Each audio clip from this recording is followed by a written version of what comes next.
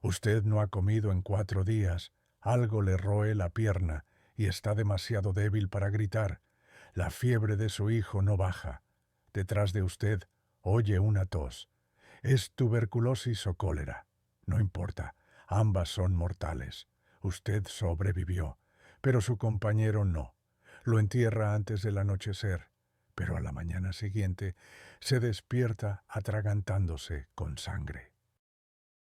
Sus botas están congeladas a sus pies. La temperatura exterior es de 20 grados bajo cero. Intenta encender un fuego, pero no prende. Y no, esto no es un cuento de terror para dormir.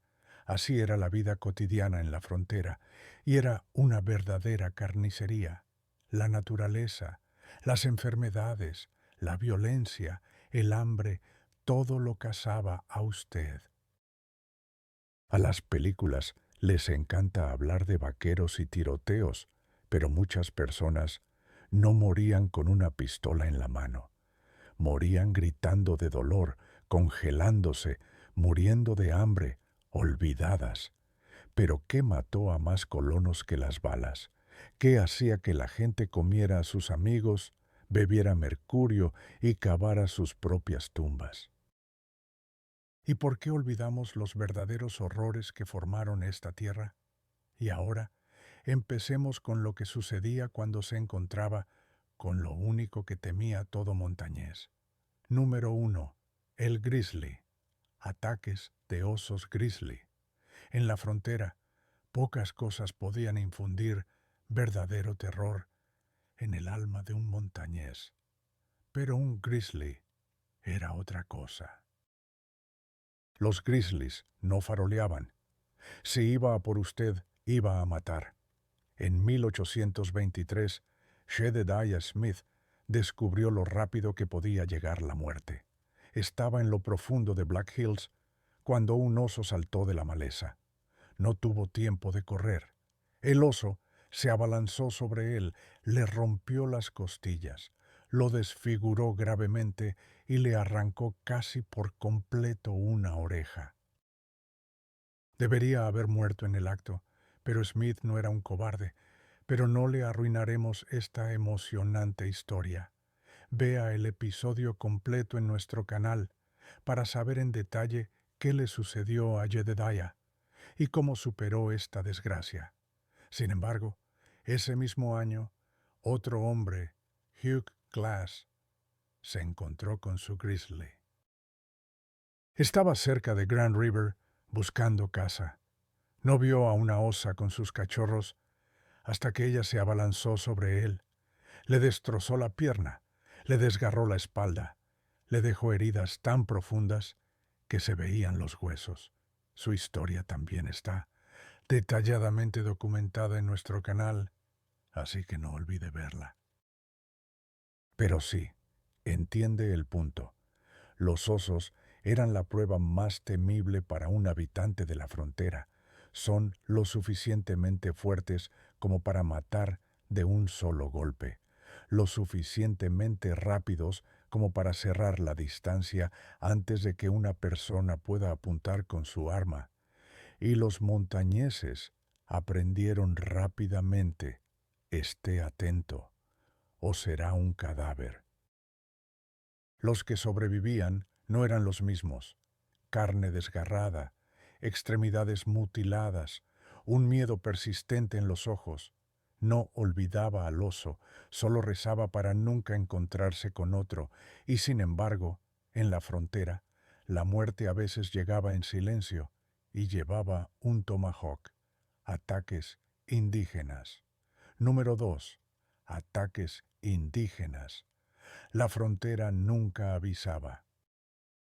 La muerte podía llegar en silencio, rápido y brutalmente, y cuando venía de manos de los asaltantes, a menudo era peor que una bala o un cuchillo.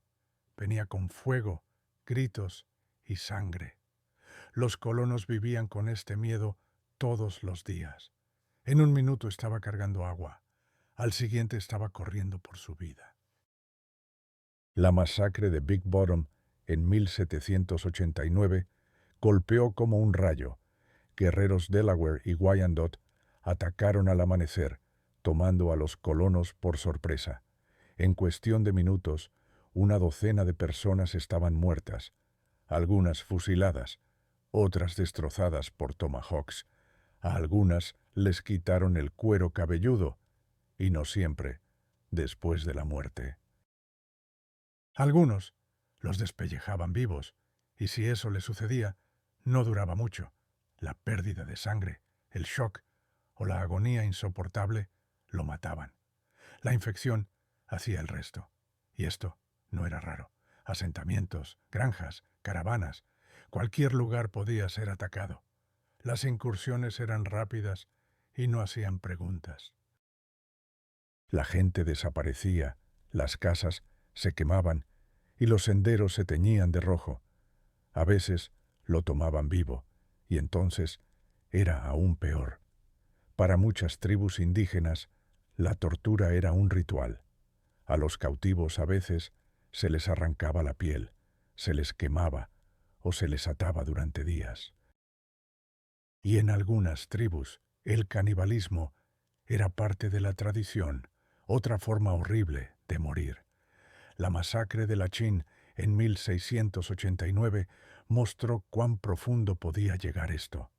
Guerreros Mohawk lanzaron un poderoso ataque contra un asentamiento canadiense, matando a cientos de personas. Esto fue una venganza. La expansión francesa había ido demasiado lejos en las tierras iroquesas, y ellos respondieron de la única manera que conocían. 200 personas fueron asesinadas, más de 100 fueron llevadas. Los que no murieron rápidamente lo lamentaron. Así que sí, los habitantes de la frontera vivían con este miedo en los huesos. Cada sombra, cada susurro en los arbustos, porque una vez que sonaba el grito de guerra, no había tiempo para súplicas, no había piedad, solo anarquía y dolor. E incluso si sobrevivía a las incursiones indígenas, aún tenía que luchar contra el invierno. Congelación. Número 3. Congelación. En las llanuras o en las montañas, el invierno se acercaba lenta y cruelmente. El frío allí calaba hasta los huesos. El viento traspasaba la lana y la piel de venado como si no existieran. La nieve cubría los senderos, congelaba los ríos y convertía a las personas en estatuas. Tome, por ejemplo, la congelación repentina de 1836. Llegó de la nada. Un día el cielo estaba despejado y luego la temperatura cayó bruscamente. El ganado caía donde estaba. Un viejo colono encontró a 3 de sus caballos congelados como tablas.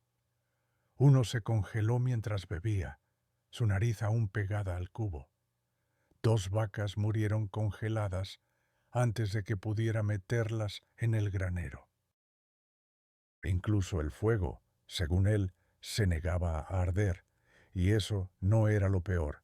En 1846, la expedición Donner intentó adelantarse a las nieves, cruzando Sierra Nevada. No lo lograron, atrapados por las tormentas tempranas, sin comida, sin refugio, sin posibilidad de escapar.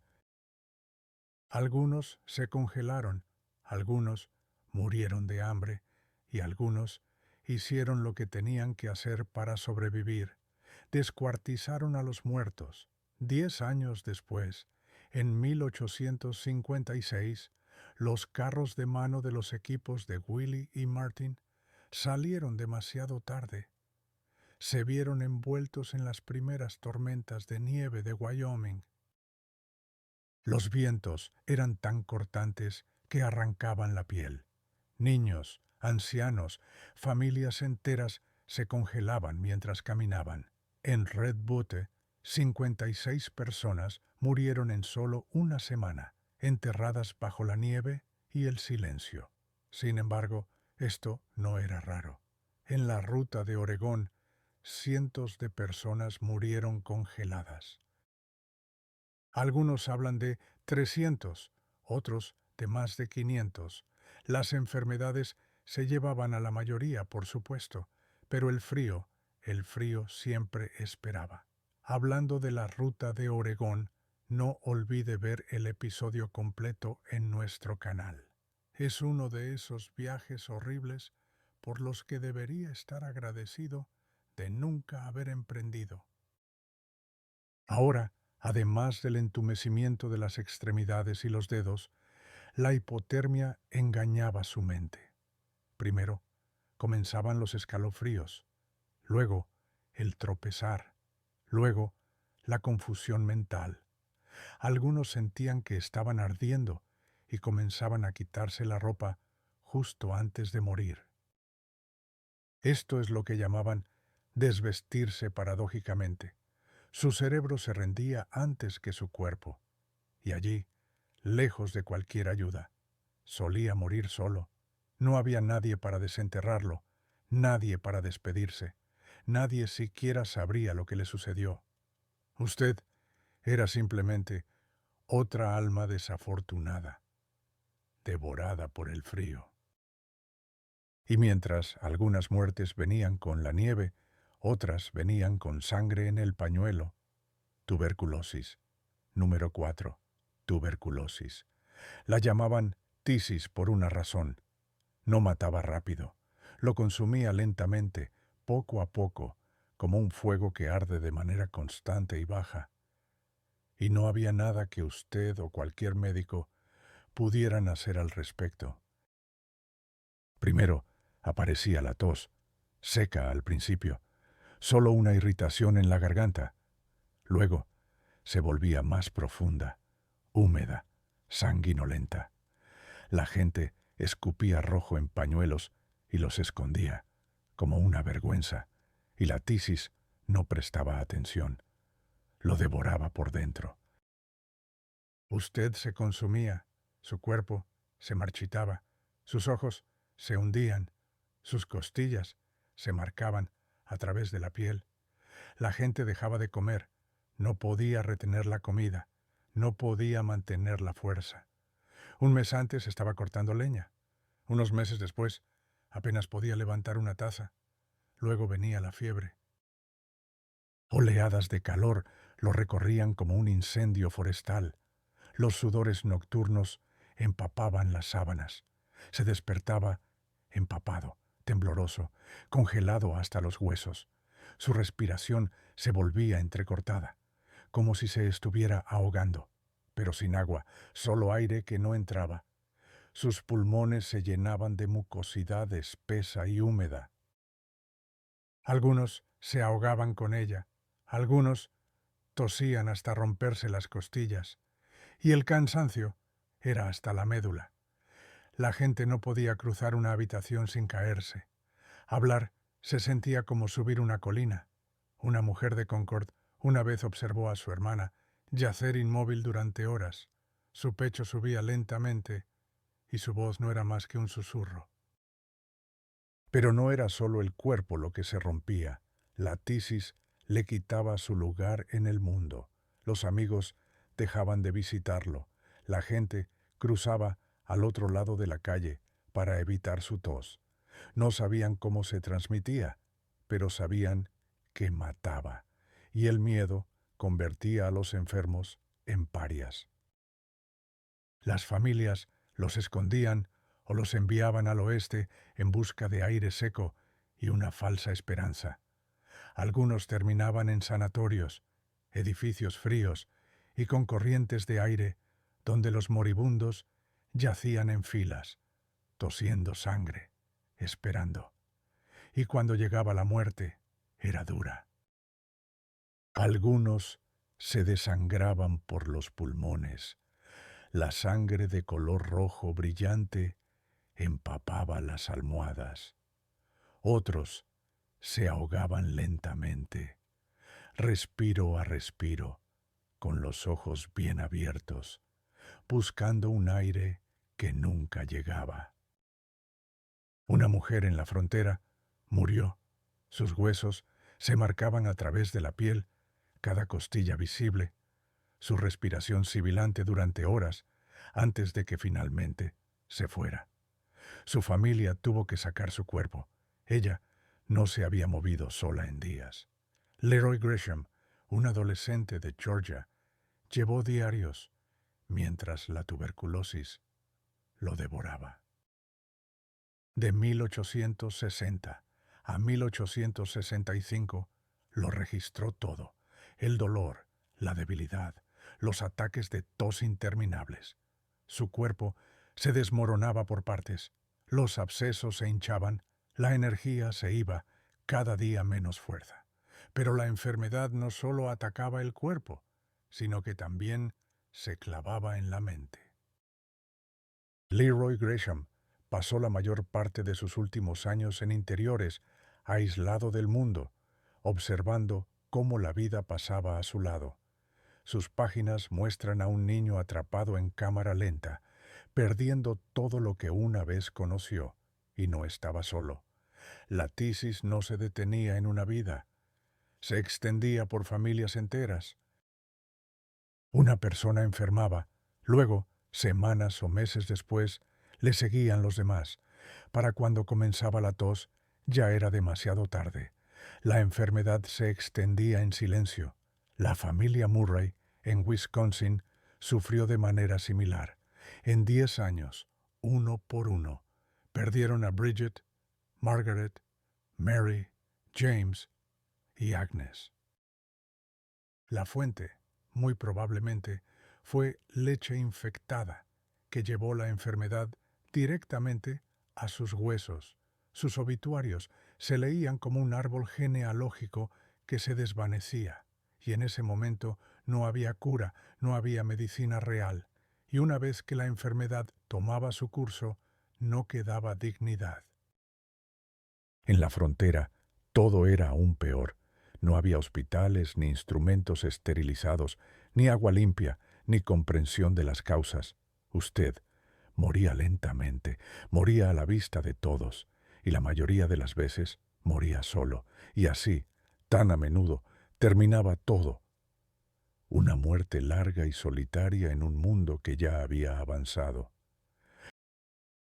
Y si pensaba que toser sangre era malo, espere hasta que sus entrañas se vuelvan contra usted. Número 5. Disentería. La disentería no se acercaba en silencio. Un día se sentía perfectamente bien y al siguiente ya estaba doblado por la mitad, su estómago retorciéndose como si quisiera matarlo por dentro. Todo comenzaba con calambres agudos y profundos. Luego seguían las heces sanguinolentas, líquidas, fétidas y constantes.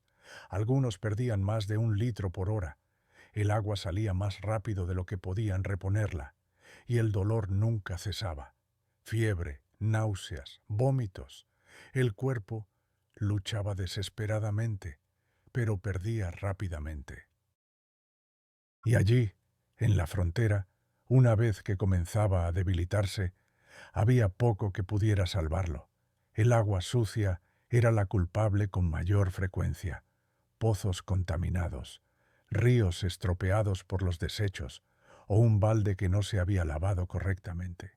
Sin alcantarillado, sin letrinas reales, solo hoyos y conjeturas. Cada campamento, cada caravana, cada asentamiento remoto estaba a una decisión equivocada de una epidemia. Y en los campamentos militares, olvídese, demasiadas personas apiñadas demasiado cerca, y no había dónde arrojar los desechos, excepto en la tierra por la que caminaban. Se extendía como un incendio forestal, en silencio, invisible, brutalmente. Una persona enfermaba, luego otra, luego 10 más. Y cuando pasaba por un campamento o una caravana, no disminuía la velocidad. Los médicos, por supuesto, querían lo mejor, pero actuaban a ciegas. Distribuían trementina, aceite de ricino, incluso mercurio. La mayoría de esto hacía más daño que bien. En lugar de curar, aceleraba la deshidratación. No había cura real, solo esperar.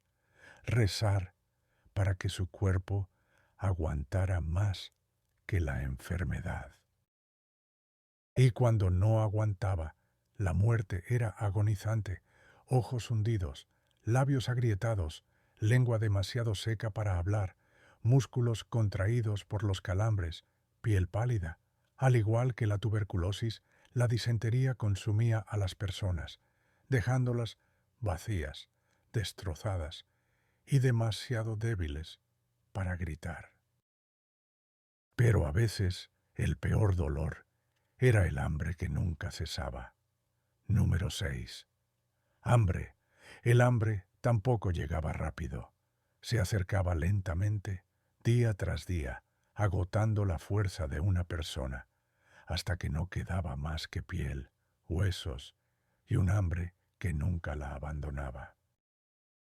Primero, su cuerpo quemaba las pocas reservas de combustible que tenía, azúcar, grasa, todo se iba en días. Luego, se dedicaba a sus músculos. Su propio cuerpo se devoraba a sí mismo para mantenerse con vida. La carne se marchitaba, las articulaciones sobresalían, los rostros se hundían. Las personas que padecían hambre parecían devastadas, como si ya estuvieran a medio camino de la muerte, y la mente también comenzaba a fallar. La gente se volvía irritable, luego silenciosa, luego distante. No podían pensar con claridad, no podían hablar con nitidez. Algunos simplemente miraban al vacío, con ojos apagados y labios agrietados. Los estómagos rugían tan fuerte que resonaban. La comida se convertía en una obsesión. La gente hablaba de ella, soñaba con ella, lloraba por ella. Todo lo que alguna vez fue comestible se comía. Cuero de zapatos, corteza, hierba, pieles hervidas, ratas, perros. Y si eso aún no era suficiente, recurrían los unos a los otros. La expedición Donner lo demostró en el invierno del 46. Estaban atrapados en Sierra Nevada. La nieve era demasiado profunda, el sendero intransitable. Masticaban pieles, arrancaban la corteza de los árboles y cuando no quedaba nada, hicieron lo impensable. Comieron a los muertos y a veces, tal vez, aún no del todo muertos. Sin embargo, no fue la primera vez, y no la última. Ya en 1609, los colonos de Jamestown lo llamaron el tiempo de la inanición. 3 de cada 4 murieron ese invierno. Masticaron raíces, botas, cinturones y algo peor. Un hombre incluso descuartizó a su propia esposa. A eso llegó. Y algunas tribus, como los Macá en el noroeste, usaban el hambre como castigo, lento, de sangre fría y definitivo, una muerte brutal, empeorada por el tiempo. Luego estuvo Alfred Packer en 1874. Llevó a 5 hombres a las montañas de Colorado. La nieve cayó rápidamente y la comida se agotó. Cuando llegó la primavera, solo salió Packer. Afirmó que los demás habían muerto de frío y hambre y que él los había comido para sobrevivir. Algunos le creyeron, otros no, pero en cualquier caso mostró a qué podía empujar el hambre a una persona. Y en Utah hay un lugar llamado Presa del Hambre. La leyenda dice que un grupo de tramperos quedó atrapado allí en un invierno cruel. Sin comida, sin esperanza. Uno por uno se fueron desvaneciendo. Nadie recuerda sus nombres, solo cómo murieron, pero ahora le presentaremos una enfermedad que aniquiló naciones enteras. Número 7. La viruela. Viruela. En la frontera, la viruela golpeó más duramente a las tribus indígenas. Naciones enteras fueron aniquiladas en cuestión de semanas. Sin advertencia, sin defensa, solo fiebre, dolor y muerte. Todo comenzaba como una gripe, fiebre abrasadora, un dolor de cabeza torturante, un dolor de espalda tan agudo que no se podía enderezar. Luego aparecía la erupción, primero manchas rojas, luego ampollas, y luego un mapa de dolor por todo el cuerpo. Las llagas se llenaban de pus, se abrían, se cubrían de costras, se desprendían y luego aparecían otras nuevas. Cubrían las caras, las manos, las espaldas, incluso los ojos. Algunos quedaban ciegos. La mayoría quedaba con cicatrices profundas y picadas. Los supervivientes parecían haber salido de un incendio. Algunos lamentaban no haberse quemado. George Washington la contrajo en Barbados en 1751. Le dejó cicatrices en la cara para toda la vida, pero sobrevivió. Y lo recordaba. Años después, ordenó la vacunación de sus soldados. Vio lo que la viruela podía hacer y no iba a perder un ejército por ella. Pero los colonos y las tribus indígenas no tuvieron esa oportunidad. En 1837, un barco de vapor trajo la viruela río arriba por el Missouri. La nación Mandan, que contaba con 2000 personas, fue casi borrada de la faz de la tierra. Menos de 150 sobrevivieron. Algunos dicen que solo 27. El jefe Cuatro Osos murió con su pueblo. Observó cómo su comunidad se pudría y desaparecía antes de que la enfermedad se lo llevara también a él. Sin embargo, la plaga no se detuvo allí. Se extendió hacia el oeste y el norte, a través de las llanuras hacia California, la costa del Pacífico, hacia el interior de Alaska. Solo a lo largo del Missouri, más de 17,000 nativos americanos murieron. Y la enfermedad era cruel. La piel se cubría de ampollas que se fusionaban en capas continuas. El hedor era insoportable. Los espasmos estomacales, los vómitos y la diarrea deshidrataban el cuerpo. Se desarrollaban infecciones. La gente gritaba, gemía, algunos enloquecían de dolor. La muerte llegaba lentamente y cuando finalmente llegaba, destruía culturas enteras. Cuando morían los ancianos, también moría el conocimiento. Las tradiciones se borraban, las historias se perdían. Los muertos no dejaban a nadie que pudiera llevar adelante las viejas costumbres. Y los supervivientes estaban destrozados, marcados, solos. La viruela dejó una profunda cicatriz en el alma de la frontera, pero a veces la muerte no siempre se veía, pero a veces se podía oír. Número 8. Estampida de ganado.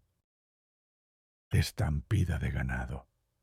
En las llanuras abiertas, la muerte a veces se precipitaba hacia usted con el trueno de 10,000 pezuñas. Una estampida de ganado era puro caos, puro pánico. Un fuerte trueno, un relámpago o un grito accidental podían asustar a la manada y una vez que se desataban, no había forma de detenerlos. Longhorns, bisontes, no importaba. Cuando corrían, corrían a ciegas. 2,000 libras de músculo y cuernos se precipitaban sin otro objetivo que huir. La tierra temblaba como en un terremoto.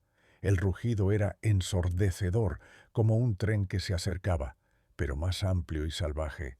Si te atrapaba, no tenías ninguna posibilidad. Las pezuñas rompían huesos como ramas de árboles. Los cuerpos eran aplastados hasta quedar irreconocibles. Las pezuñas afiladas desgarraban la carne, aplastaban cráneos, rompían espinas. Verá, no se trataba solo del peso, sino de la locura. No podía esquivarlo, no podía escapar. Tenía segundos para moverse, o sería engullido. Y los bisontes eran peores que el ganado, más grandes, más furiosos, con los ojos a los lados de la cabeza, por lo que no veían lo que tenían delante. Simplemente corrían en línea recta, a toda velocidad, hasta que se agotaban. Una estampida de bisontes significaba que 5 o incluso 10,000 bestias se precipitaban como una avalancha viviente. El vaquero Charles Goodnight lo dijo mejor. Durante una estampida, el hombre y el caballo se convertían en uno solo. No pensaba, simplemente galopaba, rápido, desesperadamente, en la oscuridad. Teddy Blue Abbott también lo recordaba. Tormentas inminentes, ganado enloquecido y jinetes que se lanzaban a la noche para intentar desviar la manada antes de que se dispersara por las llanuras. Era una carrera a toda velocidad en la oscuridad, dijo, con orillas escarpadas y madrigueras de perros de la pradera por todas partes, sin saber si el siguiente salto sería su tumba poco profunda. Ayudó a enterrar a 3 de esa manera. Tumbas poco profundas, cavadas a toda prisa y rudamente, no había tiempo para más. Y esa era la verdad del sendero. A una estampida no le importaba si usted era hábil, valiente o afortunado. Comenzaban rápido, golpeaban fuerte y dejaban atrás solo polvo y cuerpos rotos. Pero, incluso después de una estampida, quedaban cuerpos para enterrar. La siguiente plaga no dejaba nada más que silencio. Número 9. Cólera. Con el cólera, en un momento te sentías bien, y al siguiente estabas doblado por la mitad, expulsando tus entrañas por ambos extremos. Lo llamaban agua de arroz, una diarrea líquida, pálida e interminable. Luego seguían los vómitos y después los calambres, un dolor agudo y retorcido que te atenazaba los brazos y las piernas como un tornillo de banco. Verá, en el sendero el agua era vida, pero también era muerte. Los colonos llenaban sus baldes de los mismos arroyos en los que se lavaban, cocinaban y enterraban a sus muertos. Los desechos se filtraban, y con ellos el cólera. No se podía ver, pero estaba allí, esperando. La deshidratación llegaba rápidamente, los ojos se hundían profundamente en las cuencas, la piel se volvía gris, fría al tacto, los labios se ponían azules. Bebías y bebías, pero nada se quedaba. El cuerpo simplemente se rendía. En la ruta de Oregón se extendía por las caravanas como un incendio forestal. Las familias acampaban junto al río Platte, pensando que era seguro, pero al atardecer alguien estaba muerto. A veces 2 o 3. La mañana podía comenzar con risas y terminar con un funeral. Sin advertencia, solo un espasmo repentino en el estómago y una carrera contra el tiempo que nunca se podía ganar. La gente caía a mitad de camino, otros se acurrucaban junto al sendero, demasiado débiles para gritar, y no había medicinas reales, no se veía ayuda. Solo el viento seco y el sonido de los gemidos de alguien cerca de usted. La peor parte no siempre era el dolor, era la velocidad. El cólera se llevaba la vida rápidamente. Los corazones fallaban, disminuían la velocidad y luego se detenían. Algunos ni siquiera tenían tiempo de despedirse. Así que sí, las enfermedades venían en muchas formas, pero la última de nuestra lista de hoy, primero, traía una sonrisa. Número 10. Enfermedades de transmisión sexual. En la frontera, si contraía una ETS, se pudría. La sífilis, en particular, era un cuchillo lento, cortando poco a poco, año tras año. Se arrastraba por burdeles, salones, campamentos militares, donde la lujuria superaba la precaución. Y para cuando la mayoría de la gente la notaba, ya estaba profundamente arraigada. Comenzaba en silencio, solo una llaga, sin dolor. La mayoría de los hombres la ignoraban. Algunos incluso nunca la veían, pero la enfermedad ya se movía, silenciosa, constante y paciente. Luego aparecía una erupción. Palmas, plantas de los pies, incluso las caras se cubrían de erupciones. Las bocas se llenaban de úlceras. La fiebre también subía y luego desaparecía. Se caía el cabello, los dientes se aflojaban. Algunos pensaban que era un resfriado, pero no lo era. Luego venía el silencio. No más síntomas. Nada en absoluto. Pasaban semanas, meses, incluso años. La gente pensaba que se había curado, pero no era así. La sífilis simplemente se acomodaba, esperando. Luego contraatacaba. Esta última etapa era un infierno. La carne se desgarraba desde dentro, las encías se pudrían, los huesos se doblaban, los rostros se destruían, los ojos se ponían vidriosos, las espinas se curvaban y se rompían. Algunos perdían la vista, otros la razón, deliraban, se tambaleaban, deambulaban como fantasmas mucho antes de la muerte.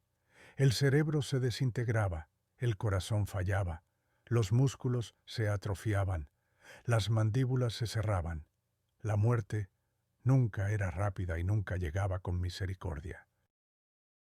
Y, como puede imaginarse, los médicos no tenían cura, solo conjeturas. Algunos hombres bebían mercurio, otros ingerían arsénico. Ambos mataban con la misma frecuencia con la que ayudaban. Uno de ellos fue James Wackup, alcalde de Emporia, Kansas, 52 años, 2 veces viudo y todavía persiguiendo mujeres. Tenía sífilis y se decía que grave. Tomaba arsénico para combatirla. En 1884 conoció a una chica de 16 años, llamada Minnie Wallace, en Nueva Orleans. Se casó con ella, la llevó a casa. Un mes después estaba muerto. Envenenamiento por arsénico. La gente decía que ella lo había matado, pero sus abogados argumentaron que él lo hizo él mismo, tratando de curarse de la enfermedad que lo devoraba vivo. Sin embargo, el pasado de Wackup no lo ayudó. Era conocido por frecuentar burdeles, por lo que el tribunal creyó la historia. Minnie fue puesta en libertad. Y no fue solo la sífilis. La gonorrea también asoló la frontera. Menos mortal, pero aún así peligrosa. Los hombres perdían la fertilidad. Las mujeres sufrían infecciones que les lisiaban los órganos internos, dejándolas en agonía o, peor aún, incapaces de tener hijos. En algunos, se extendía a través de la sangre, asentándose en las articulaciones, incluso en el corazón, otra muerte lenta. De nuevo, los médicos de la época no siempre podían distinguir una enfermedad de otra. Gonorrea, sífilis, todas se fusionaban, pero todas significaban dolor, sufrimiento, vergüenza y a menudo una tumba. Y luego estaba el chancro blando, no tan conocido como la sífilis, pero no menos brutal, a su manera, causado por una bacteria llamada Haemophilus ducreyi. Abría la carne, úlceras dolorosas en los genitales, ganglios inflamados en la ingle, como bultos duros debajo de la piel. En el siglo XIX, la mayoría de la gente no podía distinguirlo de la sífilis, los médicos tampoco. Simplemente lo llamaban todo la viruela. Sin embargo, El chancro blando no mataba con tanta frecuencia, pero abría puertas anchas, para infecciones más graves. Y aquí, en la frontera, donde el agua limpia era una rareza, y los médicos aún más, estas úlceras abiertas se convertían en trampas mortales. No había antibióticos, faltaba toda una vida para la penicilina. Entonces, ¿qué usaban? Sí, lo adivinó. Mercurio. Lo frotaban en la piel, lo bebían, inhalaban sus vapores. Pensaban que era una cura, pero los destruía más rápido que la enfermedad. Las encías se pudrían, los dientes se caían, las mandíbulas se desintegraban desde dentro, las manos temblaban, la mente se nublaba. Y cuando el mercurio no ayudaba, recurrían al arsénico. La solución de Fowler, clara, amarga, mortal. Otra supuesta cura que simplemente envenenaba lentamente la sangre. Las víctimas vomitaban negro, perdían el cabello, se ponían pálidas y débiles. Los órganos fallaban uno por uno. Era un suicidio lento, no una curación. Peor aún, como en el caso de la tuberculosis, la vergüenza obligaba a la mayoría de la gente a guardar silencio. En este caso, sin embargo, la sífilis se asociaba con el pecado, los burdeles, las malas decisiones. La gente ni siquiera pronunciaba la palabra. Mentían, ocultaban los síntomas, fingían que todo estaba bien. Así que un hombre, en algún lugar de las llanuras, sudando por la noche en alguna cabaña con corrientes de aire, podía estar muriendo poco a poco, su mente resquebrajándose por la neurosífilis, su corazón fallando, su hígado perforado por la podredumbre. Y no se lo diría a nadie. Puede que ni siquiera supiera lo que estaba sucediendo. Simplemente sentía el deslizamiento, una lenta deriva hacia la locura. Y si encontraba un médico, ese médico podría matarlo más rápido que la enfermedad. Al final, aquí, en la frontera, no importaba lo fuerte que fuera. Solo hacía una pregunta: ¿cuánto tiempo aguantaría? Muchos no aguantaron.